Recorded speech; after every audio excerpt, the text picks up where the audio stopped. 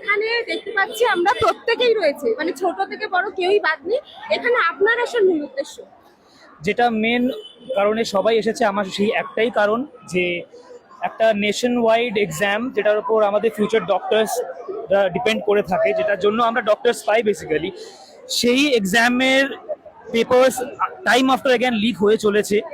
সেটা অ্যাকাউন্টেবিলিটি আমরা চেয়েছি, the most basic thing leader can do, যে অ্যাকাউন্টেবিলিটি দেওয়া যেটা কেন হচ্ছে, and if he is unable to maintain it then he should resign. And the bottom line is that there are a lot of students who are literally dropping 2 to 3 years only for a better preparation and only for appearing in NEET. And this is, India has literally fallen as a country.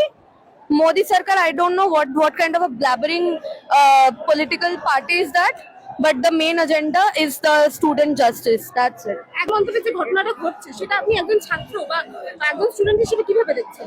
দিনের পর দিন রাতের পর রাত স্টুডেন্টসরা ওখানে বসে আছে, মানে যাদের পড়াশোনা করার কথা, একটা ফিউচারের জন্য যাদের কাজ করার কথা, নিজেদের ফিউচারের জন্য অ্যাজ ওয়েল অ্যাজ নেশনের ফিউচারের জন্য, তারা রাস্তায় রয়েছে। অ্যান্ড ঠান্ডা ঘরে বসে if someone is just giving you a lecture reading from teleprompter, I don't think that's feasible. And Tarpor, the government is not even concerned about them continuously sitting there, a person continuously on a hunger strike. And as I mentioned, fallen government. একটাই যেভাবে হয়ে এসছে, আমাদের education মিনিস্টারের resignation চাই। কারণ সে যদি এতদিনে নিজের অ্যাকাউন্টেবিলিটি না নিয়ে থাকতে পারে, এত বড় একটা পোস্টে একটা দেশের তিনি এডুকেশন মিনিস্টার, তার অ্যাকাউন্টেবিলিটি নেওয়া উচিত এই এক্সাম লিকের জন্য। একটা প্রত্যেকটা suicide is a murder, it could have been prevented if he was accountable and had strict laws against paper leaks. Thank you. আমরা কোনো প্রশাসনের নয়, আমরা কোনো শাসনের বিরুদ্ধে এখানে আসিনি। আমাদের একটাই দাবি, শুধুমাত্র ধর্মেন্দ্র প্রধান শুড বি রিজাইন ইমিডিয়েটলি। কারণ আমরা হচ্ছে যে আমরা আমাদের নিজের দাবির অধিকার, এখানে কোনো রকমের কেউ উগ্রবাদী নিয়ে আসেনি, কারো হাতে কোনো রকমের তলোয়ার, পেস্তুল, বন্দুক, কোনো রকমের লাঠি পর্যন্ত নেই। যদি কোনো পুলিশের সাথে কারো ধস্তাধস্তি হয় তাহলে তার জন্য সে ব্যক্তিগতভাবে রেসপন্সিবল।